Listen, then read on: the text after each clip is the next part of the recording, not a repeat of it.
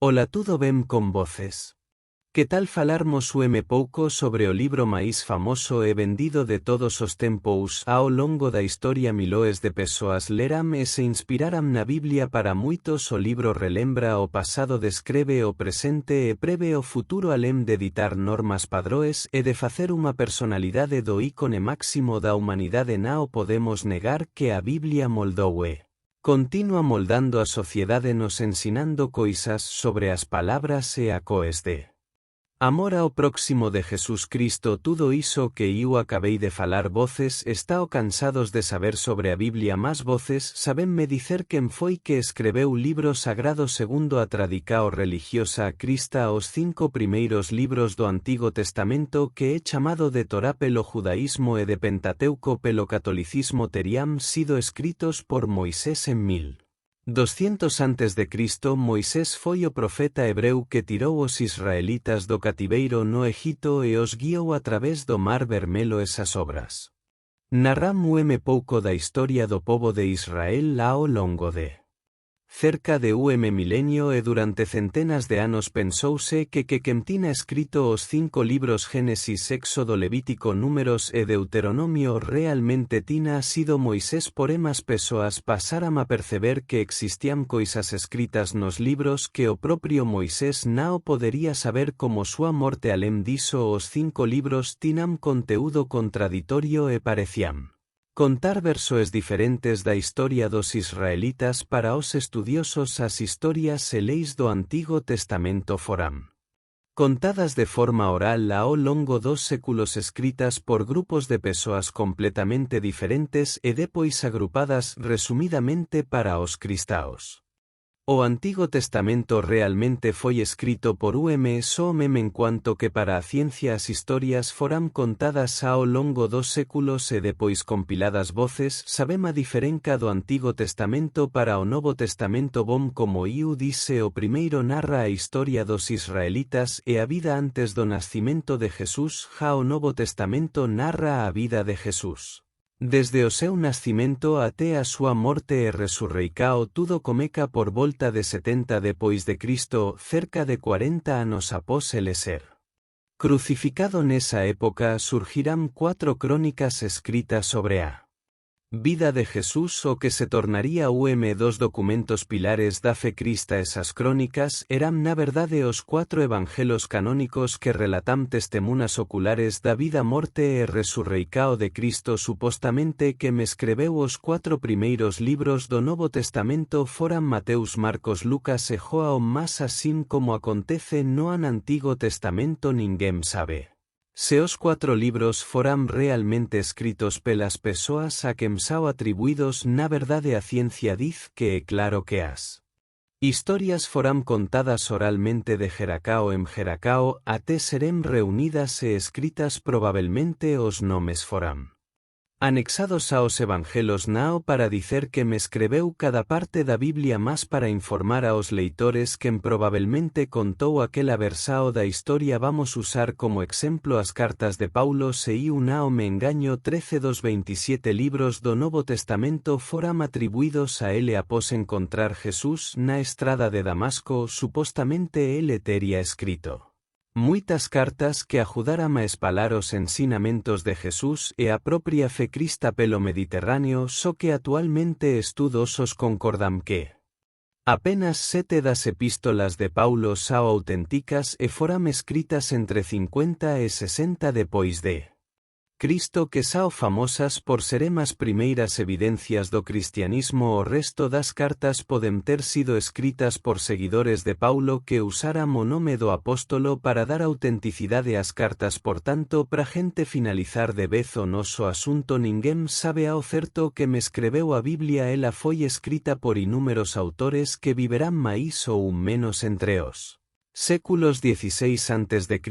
e depois de Cristo. Alguns autores escreverán unha boa cuantidade de libros, outros apenas aínda há libros que ninguén sabe quen foi realmente o autor, mas que contam detaladamente A caminada de Jesús Cristo de todo modo o cristianismo acredita que independente de que tena escrito a Biblia Deus e inspiracao do libro os textos nao foram apenas fruto da criatividade de que mos escreveu mas uma acao de Deus que fez revelacoes divinas para os homens escolhidos e voce cual a súa opiniao sobre o asunto será que os libros realmente foram escritos por quen. A Biblia diz que foi e os historiadores e teólogos estao errados a Biblia foi escrita entre 500 anos antes de Cristo e 100 anos depois de Cristo a espaco de tempo. De 15.500 anos entre o primeiro e o último libro como último já datando de 2000 anos atrás pelo menos 40 persoas estiveram envolvidas nese proceso de escrita dos textos originais. O primeiro de todos foi Génesis escrito por Moisés 3500 anos ATRS tras já o último e Apocalipse escrito pelo apóstolo Joao por volta 2 anos. 90 e 96 depois de Cristo. Génesis iniciou a escrita do Antigo Testamento como os 5 primeiros libros sendo redigidos por Moisés tamén chamado de Pentateuco ou Torá. Esa parte foi escrita enquanto os israelitas peregrinaban pelo deserto após saírem do Egito. Algumas pequeñas incluso foran feitas nesa parte ao longo do tempo como por exemplo a morte de Moisés que é citada en Deuteronomio mesmo como profeta sendo o principal autor do libro. Posteriormente varios outros autores redigirán diversos libros registrando a historia de Israel desde súa entrada na terra prometida até o exilio judeu na Babilonia. Algúns deles demoraran moito tempo para atingirem súa forma final. Salmos e exemplo já que compilado de diversos cánticos presentes ao longo da historia dos hebreus. É difícil saber a data exacta dos libros por conta da contagem do tempo. Na época da deterioracao dos originais e do tempo decorrido mas é posível estimar con relativa precisao o período de quase todos comececao de Joa estudiosos que dicen que ele pode ser tanto o último libro a ser escrito no Antigo Testamento cuanto o primeiro. Agora sobre o Novo Testamento todo ele foi escrito após a vida de Jesús aquí na terra. Súa escrita está separada en 400 anos aproximadamente do fin do Antigo Testamento. Nese espaco de tempo algúns outros libros históricos foram escritos, mas nao considerados pela tradicao judaica nen pelos cristaos protestantes chamados de apócrifos. Algúns foram incluídos na traducao grega do Antigo Testamento chamado de Septuaginta. Más tarde foram adicionadas á Bíblica católica. Voltando ao Novo Testamento é difícil saber cual foi o primeiro libro a ser escrito já que todos foram redigidos en tempo relativamente próximo. É posível que o Evangelho de Marcos tenha sido o primeiro lá por volta de 40 depois de Cristo ou entao algunhas cartas paulinas lá pelos anos 50. Mas o que é de consenso geral é que Apocalipse foi o último com súa redacao ocorrendo no final do primeiro século. Muito ben, agora sabemos cuando foram escritos mas como quando eses libros pasaram a campe o Antigo e o Novo Testamento como iso se tornou a Biblia que conhecemos hoxe. As escrituras pasaram por proceso de publicacao de acordo como cristianismo. Deus pasou súa palabra aos homens e esa palabra foi registrada e distribuída entre os povos. Desa maneira o verdadeiro autor da Biblia é o Criador. Súa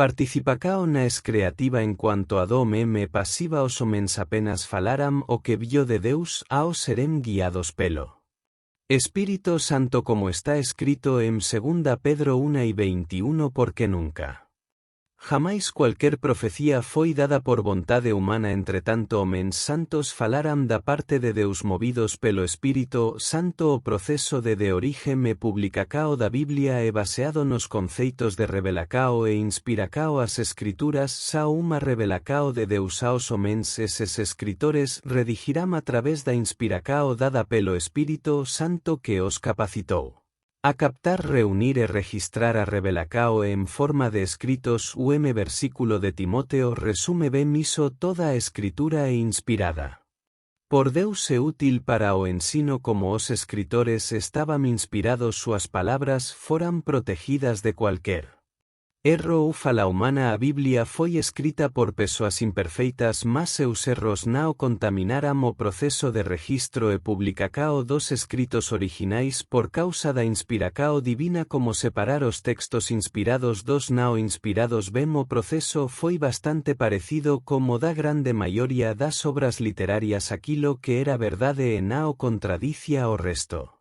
Foi escolhido foi como uma selecao de noticias verdadeiras entre varias fake news. O Antigo Testamento de nosa Biblia pasou por proceso até simples os mesmos libros que Jesús tina como as Escrituras en súa época saos que hoxe consideramos como sendo o Antigo Testamento. Ele foi seleccionado e formado a partir da tradicao judaica que había pasado justamente pelos momentos históricos ali contados escritos por profetas e outras persoas notáveis en Israel. Eses libros posúen unha coherencia e ía moito grande entre si, por tanto logo foram reconocidos como inspirados por Deus. Acabe aquí uma correcao para formar a Biblia. A Igreja nao escoleu os libros apenas reconeceu aqueles já escritos por Deus. Afinal tudo depende da vontade dele nas religións cristas. Por tanto, na época da Igreja primitiva que surgiu pouco depois da resurreição de Jesús,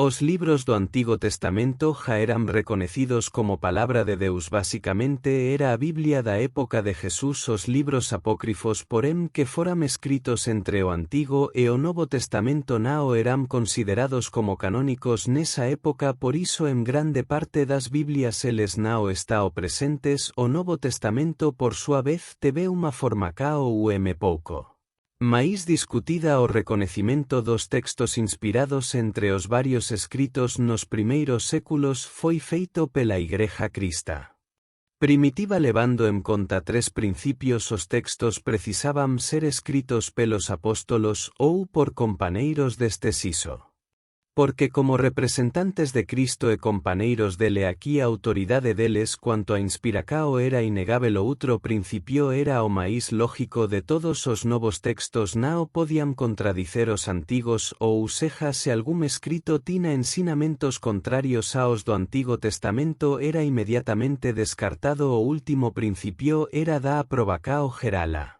grande maioria dos cristaos da época, no caso os primeiros séculos, precisaba reconecer a inspiracao do texto. Seuase todas as igrejas reconecían o valor dos escritos en tao ele era inspirado. Utilizando deses tres principios a Igreja primitiva conseguiu separar os textos coherentes e armónicos dos demais, assim formando máis unha parte do canon. Os 27 libros do Novo Testamento foram reunidos e aceito desde pelo menos o ano 350 depois de Cristo. Desa forma os concilios e reunións da Igreja nao decidirán o canon da Biblia. Eles apenas reconecerán cual era o canon já escrito por Deus. Como esas dúas partes as Escrituras foram fechadas como os originais dos textos que conecemos ao longo de todo ese tempo, o propio Senor vou súa palabra a pesar de os homens e de Satanás tentarem recorrentemente pervertla. Por causa diso a palabra foi preservada e permanece sen ser adulterada por causa de Deus. Iso tamén cumpre unha profecía de Isaías 40, sécase a erva e cai a súa flor, mas a palabra de noso Deus permanece eternamente. A que está o das traducoes tamén está ligada a iso. Para que a palabra fose espalada precisou ser copiada e traducida, mas será que iso nao a modificou moito ben gracas a Deus nao a versao máis antiga do Antigo Testamento que temos e do século X depois de Cristo, mas é extremamente próxima da Septuaginta versao do texto que comecou a ser feito antes mesmo da vida de Jesús. Outros manuscritos descobertos como os do Mar Morto atestam a fidelidade das traducoes actuais. O Novo Testamento é aínda máis verificado a milares de escritos gregos que comproban a autenticidade dos textos de hoxe. Algúns deses manuscritos datam de poucas décadas depois da escrita dos orixinais. Con iso os estudiosos afirman que aproximadamente 99% de todas as traducoes e copias serias sao fieis aos orixinais. Cuando for ler as Escrituras, lémbrese de que foi grande trabaloso Proceso para que ela chegas a súas maos de maneira fiel aos originais, se voce estudou a Biblia con certeza. Ja debe terse perguntado se eses miloes de seguidores dos evangelos que acreditam terem sido inspirados por Deus conecen de verdade ese grande monumento literario e religioso que é a Biblia voce pode até nao saber más ao todo existen 5 Biblias diferentes en a judaica, a hebraica, a católica, a ortodoxa e a protestante. A católica por exemplo ten varios libros do Antigo Testamento que nao figuram na judaica que nao os consideram auténticos entre eles o Cántico dos Cánticos considerado libro erótico e até posiblemente escrito por unha muller. Os católicos tamén o tiraram da Biblia e depois acabaram o aceitando como inspirado para voce ter unha idea. Dos primeiros anos do cristianismo existían máis de 80 evangelos que narraban a vida e a doutrina de Jesús de Nazaré, de súa familia e de seus discípulos. Tamén de todos eses libros apenas 4 foram considerados pela Igreja como canónicos, os outros foram considerados apócrifos ou nao auténticos. Diante diso nao sería absurdo pensar que a Biblia pode ter sido alterada como pasar do tempo certo bom seja de forma intencional ou nao acredite esa obra nem sempre foi como conecemos ela o vamos comecar falando de unha das historias máis conecidas da Biblia e que pode nao ter sido totalmente inventada e a historia famosa de Jesús tracando unha lina na area entre unha muller e os fariseus que querían apedrejala até a morte. Aquele que de entre vós está sen pecado seja o primeiro que atire pedra contra ela. Na maioría das Biblias esa pasagem aparece no Evangelho de João é unha das máis citadas no cristianismo. O problema é que as copias máis antigas do Evangelho de João nao temesa historia. Na verdade ela nao aparecía en nenhum lugar.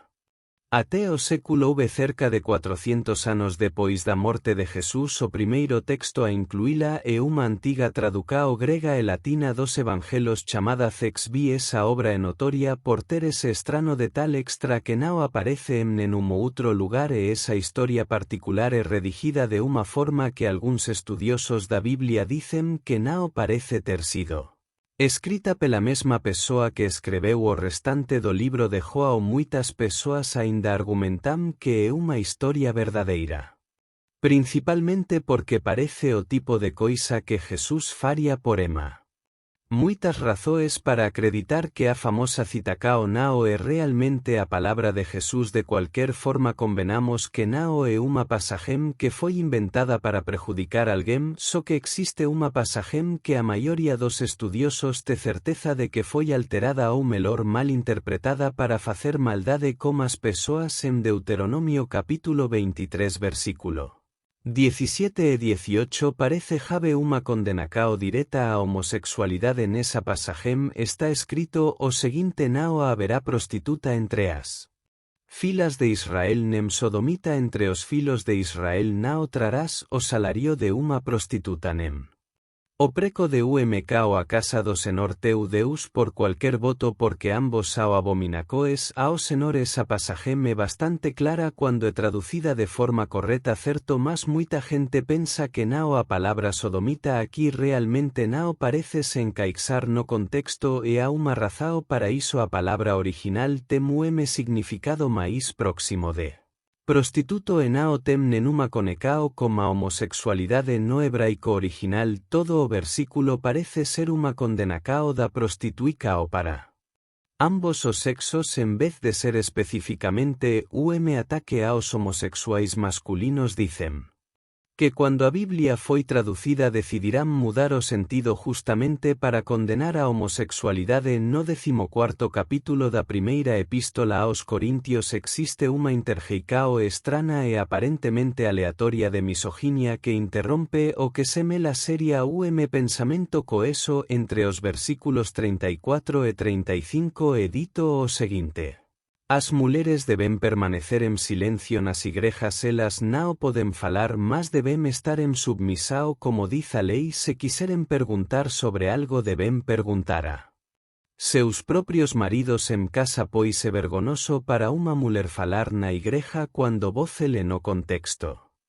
Nao faz muito sentido o mesmo capítulo da Biblia chama ambos os irmãos e irmás para profetizar e falar en linguas e parece implicar fortemente que eles deberían estar facendo esas coisas ou seja o resto do texto Nao fala que as mulheres deben ficar en silencio enquanto estao na igreja en Tao porque iso foi dito na Biblia existe unha posíbel explicacao algunhas.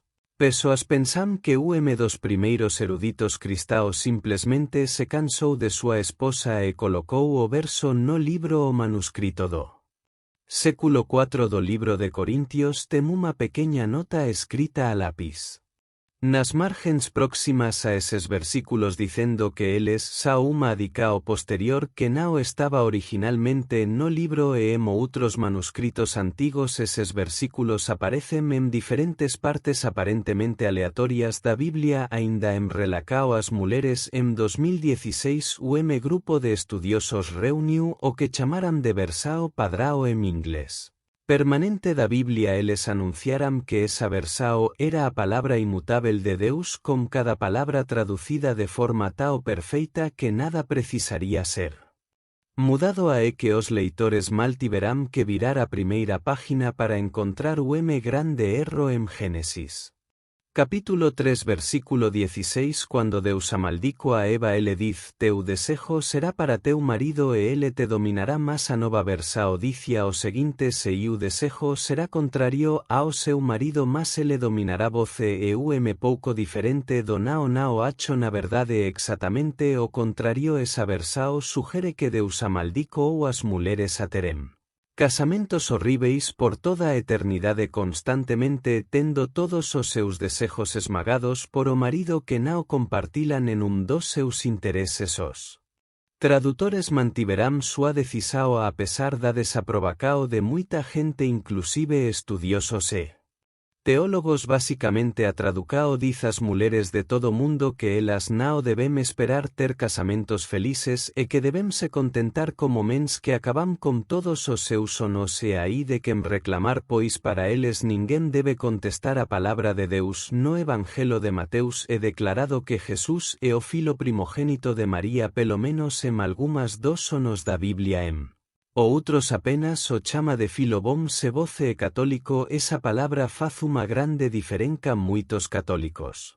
Concordam que a idea de que María permaneceu virgen durante toda a súa vida mesmo depois de dar a luz a Jesús probablemente e por iso que muitas Biblias católicas traducem esa lina como filo ja que rejeitam a idea de que Jesús tina irmãos e unha posica o complicada de defender ja que algunhas partes na Biblia en que Jesús realmente se encontra con seus irmãos e fala con eles más algúns católicos argumentam que esas historias Tamén sao erros de traducao os manuscritos gregos originais usam a palabra adelfos para se referir aos irmãos de Jesús que pode significar primo en vez de irmão uase todos os manuscritos máis antigos do libro de Mateus porém usam claramente a palabra filo primogénito en vez de filo muitas persoas acreditam que a palabra primogénito foi retirada por persoas que querían pensar en María como unha virgen mudando a Biblia para que ela se encaixase no que eles querían dicer outra coisa que tentaram a todo custo mudar foi a imagen de Jesús tudo ben que nao.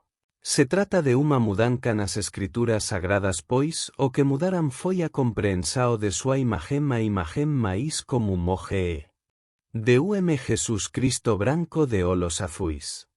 Mesmo que todas as evidencias históricas apontem o contrario a idea de Cristo de pele branca é relativamente nova e evoluiu en resposta a presoes políticas e sociais varios retratos artísticos influentes de Jesús branco ajudaram a espalar esa idea que de fato se tornou a máis aceita e usada en todo mundo embora teólogos historiadores aínda debatam.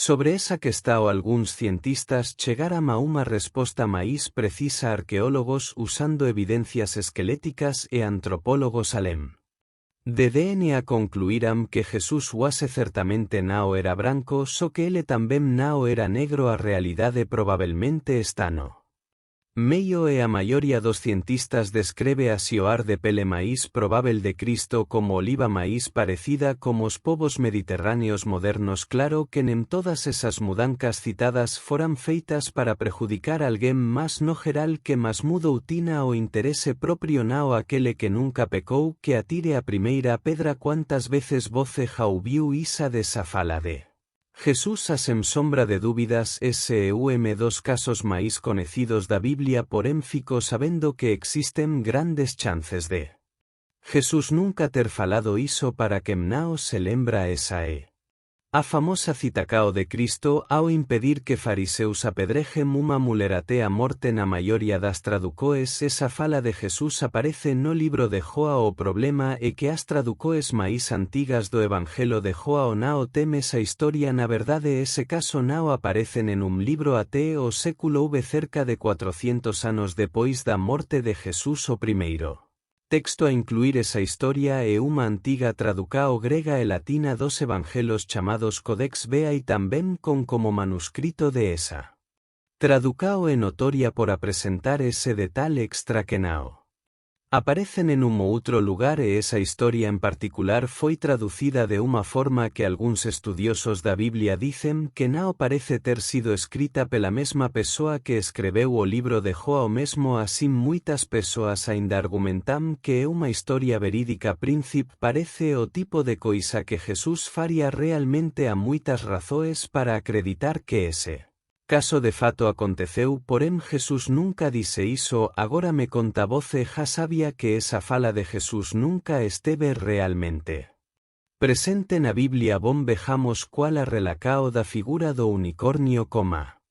Biblia. Este ser está sumente presente en varias pasagens diferentes da Biblia crista, como no libro de Salmos de Jó, Números, Isaías e Deuteronomio. Há tamén unha parte estrana na Biblia en que Moisés comeca a falar sobre unicornios como se eles estivesen por todos os lugares. Esas supostas presencas dese ser na Biblia facen moita gente até hoxe acreditar que eles realmente foran citados nas escrituras sagradas. O problema é que probablemente o que aconteceu foi un grave erro de traducao. O fato é que nem todos os estudiosos concordam que a palabra riem ou reem hebraico significa unicornio. Na verdade a palabra faz referencia a unha criatura de chifre único. Entao se trata máis de género do que de unha especie. É unha palabra que pode se referir a prácticamente cualquier criatura con chifres, incluindo rinocerontes, bois, búfalos e antílopes. A pesar de versao da Biblia do Rei Jaime, tamén conocida como versao autorizada do Rei Jaime,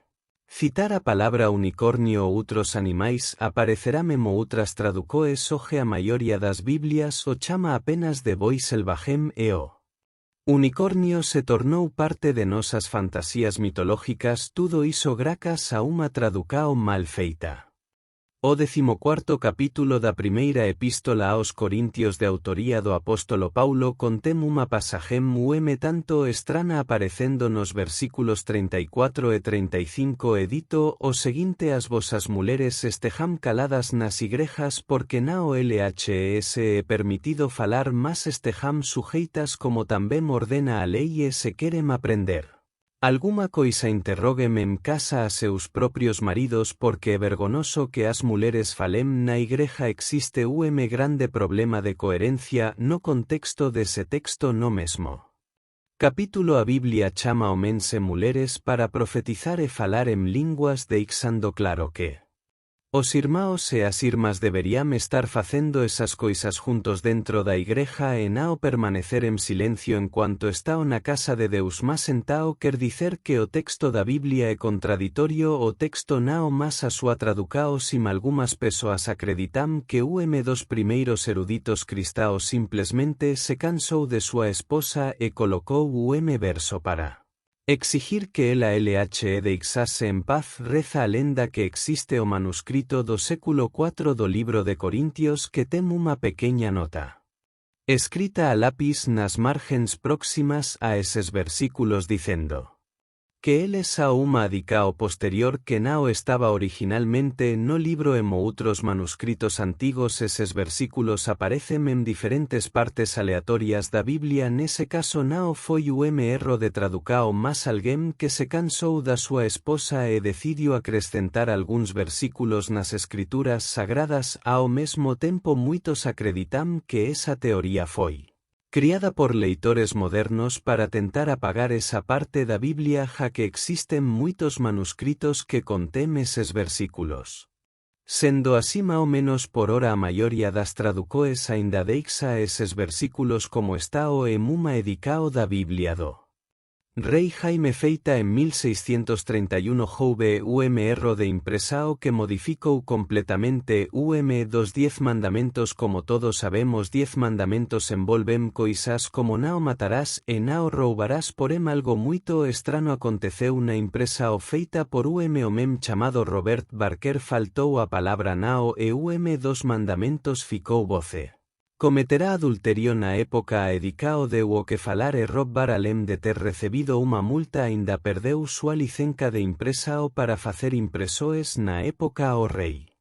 Carlos I da Inglaterra ordenou que todas as 1000 copias da chamada Biblia perversa fosem queimadas dicen que actualmente aínda existen apenas cerca de 10 copias e en 2015 unha foi vendida por máis de 4000 por fin más nao menos importante temos dos versículos máis polémicos da Biblia en Deuteronomio capítulo 23 versículos 17 e 18 e dito o seguinte nao haberá prostituta entre as filas de Israel nem sodomita entre os filos de Israel nao trarás o salario de unha prostituta nemo preco de cao a casa do Senor teu Deus por cualquier voto porque ambos sao abominacoes. Ao Senor teu Deus comeses versículos muita genteos. Utilia para condenar a homosexualidade parece bastante claro o que eses versículos queren dicer más os malintencionados acham que esa pasajem quer dicer outra coisa a palabra sodomita en seu significado original está máis próxima de prostituto e nao tem nenuma relacao como a homosexualidade ou seja no hebraico original todo o versículo parece estar claramente condenando a prostituicao para ambos os sexos en vez de ser específicamente ataque aos homosexuais mesmo asim líderes religiosos continuam usando os versículos para condenar a homosexualidade mesmo que o termo nao seja citado en momento algún na Biblia vale lembrar que muitas traducoes da Biblia tinam influencias políticas estudiosos afirman que a versao máis usada a já citada Biblia do rei Jaime o King James foi traducida en unha época en que o rei quería proteger a Gran Bretana de unha guerra religiosa e por iso nou 54 eruditos e clérigos para facer a traducao foram longos 7 anos para concluir o trabalo que nao foi planejado para ser unha criacao literaria más simúeme compromiso político e teológico entre a igreja establecida e o crescente movimento puritano o que explica muita coisa sabemos que nos 27 libros do Novo Testamento a infancia de Jesús Cristo soe narrada nos evangelos de Mateus e Lucas más voce sabia que eses nao foram os únicos libros escritos sobre a vida de Jesús voce sabia aínda que existen muitos outros relatos sobre o pequeno e ao mesmo tempo grandioso menino Jesús sabemos que muitos relatos antigos nao foram incluídos entre os libros da Biblia por nao serem reconocidos pelo Vaticano como evangelos auténticos eses textos sao chamados de libros apócrifos a estimativa e de que existan máis de 100 libros que foram excluídos pela Igreja é difícil dicer o número exacto dos libros apócrifos. Algumas listas aparecen como número maior ou outras como unha cuantidade menor o fato é que muitos deses manuscritos só foram encontrados en machados arqueológicos e apenas recentemente foram traducidos para outras linguas até seren difundidos e conocidos por persoas do mundo inteiro do Novo Testamento já foram reunidos aproximadamente 60 libros de autores diferentes como o libro de Felipe e o de María Madalena sobre os que a infancia de Jesús foram encontrados 8 no total a pesar de nao serem incluídos na doutrina crista como textos auténticos e consequentemente nao faceren parte do canone da Igrexa sao. Usados en estudos teológicos e tamén históricos de modo geral para a Igreja os apócrifos sao divididos en categorías existen aqueles clasificados como aberrantes porque posúen elementos máis fantasiosos ou outros sao definidos como historias complementares como os que tratam da vida de María porque nao divergem do sentido canónico apenas tracen máis elementos aínda. Alguns escritos que sao marcados como alternativos pela Igreja porque apresentan versoes diferentes como o Evangelho de María Madalena. Actualmente os textos apócrifos sao estudados por teólogos historiadores e até mesmo pelos fiéis que buscan coñecer máis sobre as escrituras sagradas e nao consideramos ensinamentos divergentes da doutrina crista. O libro de Sao Tomé é unha desas obras. Os relatos de Tomé foram extraídos dos manuscritos encontrados en 1945 no Egito perto da cidade de En-Ramadi. Os famosos manuscritos do Mar Morto. Os textos encontrados datam do século e contamos anos iniciais da vida de Jesús aproximadamente dos 5 aos 12.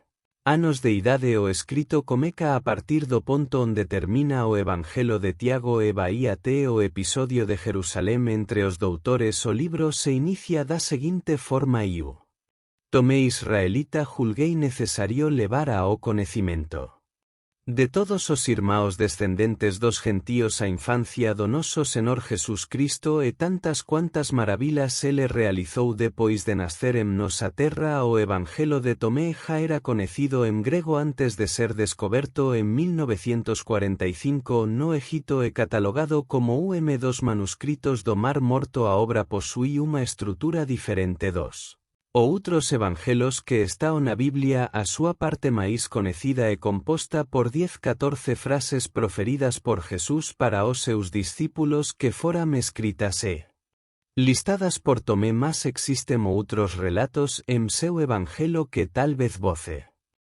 aínda nao coneca moito ben así como outros escritos apócrifos. O Evangelho de Tomé revela ensinamentos e aspectos da vida de Jesús que nao sao tao resaltados no texto canónico ou que foram inclusive ocultados de modo geral. Os EVG excluídos da Biblia mostran relacoes diferentes entre os discípulos e enfatizan o lado humano de Jesús ao mesmo tempo que apresentan moitos relatos quase fantásticos sobre súa divindade. Unha das diferencias encontradas nos apócrifos é que dos pilares dos ensinamentos de Jesús é a busca do autoconhecimento e da sabedoria, a busca pela compreensao e pelo conhecimento sao. Constantemente destacadas pelos apóstolos deixados de fora pela Biblia, além da fe e da bondade como principios para a salvacao. Os apócrifos indican a igualdade, a sabedoria e a tolerancia neses relatos. Existe máis igualdade na relacao entre homens e mulleres, rompendo inclusive con padroes sociais da época entre os seguidores de Jesús. Atina máis espaco de atuacao como María Madalena, que tamén registrou súa interpretacao sobre os ensinamentos de Jesús. Os pesquisadores da religiao e da historia do cristianismo afirman que eses valores resaltados pelos apócrifos nao combinaban comas bases que sustentaban a Igreja. O Evangelho chamado de Armenio, o libro de Tiago e o de Tomé tracen moitos relatos sobre o menino Jesús más que nao sao encontrados na Biblia. No libro de Tomé, por exemplo, Jesús aparece como unha crianca consciente da súa natureza divina e desde pequeno já había manifestado seus poderes milagrosos. En unha pasaje o menino Jesús aparece modelando o barro do río. De repente segura as esculturas en súas maos e faz con que elas se transformen en pásaros de verdade. Por causa dos seus poderes Jesús era temido pelas outras criancas e os país nao deixaban que seus filos brincasen com ele, que se asustaban como seu poder ao mesmo tempo despertaba a admiracao dos adultos por causa da súa sabedoría. En outro relato, o Filo de Deus é acusado injustamente de ser o responsável pela morte de unha crianca que había caído do telado. Para probar súa inocencia, Jesús resucitou o garoto para que ele mesmo contase a verdade do que había acontecido. Outras Pasagens resaltam o seu lado generoso e milagroso ao mesmo tempo en que é descrito como garoto levado assim como cualquier outra crianca humana como alguén que posúe poderes divinos más que uma crianca e por iso nao consegue controlar todos os seus impulsos naos a ahorrar as historias de súas travesuras. O Evangelio armenio conta en uma pasagem que Jesús estaba brincando como outras criancas en seu cuarto cuando raio de sol entrou pela janela e ele desafiou os amigos a subirem no raio. Obviamente as criancas humanas nao embarcarán na aventura maso.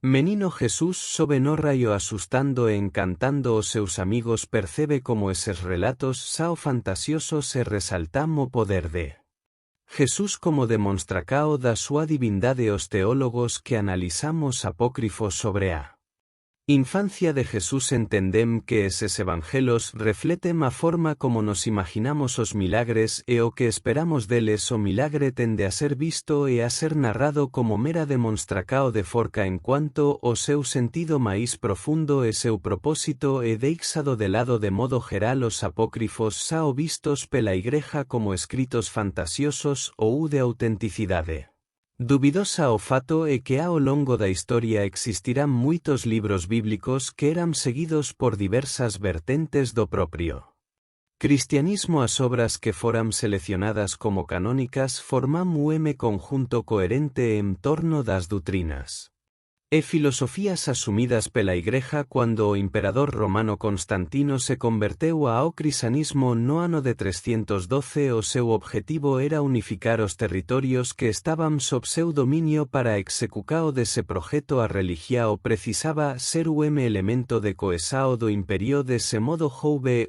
esforco en consolidar a doutrina crista en torno de uma base canónica. Por iso moitos textos foran considerados apócrifos e retirados do conjunto das escrituras bíblicas. A pesar diso, estudiosos das escrituras sagradas, mesmo padres e sacerdotes, entendem que é importante levar en consideración os relatos tanto dos libros canónicos quanto dos apócrifos. En comparacao os relatos apresentam moitos aspectos semelantes. Por exemplo, ambos apresentam narrativas semelantes sobre a pasagem de Jesús ao templo de Jerusalén con 12 anos de idade durante as comemoracoes judaicas da Pascua. Jesús foi con seus pais en unha caravana para a Terra Santa. De repente o garoto sumiu da vista dos pais até ser encontrado no templo conversando como sabios. Angustiada como sumico do filo, María briga con ele por terse perdido. Ao paso que Jesús responde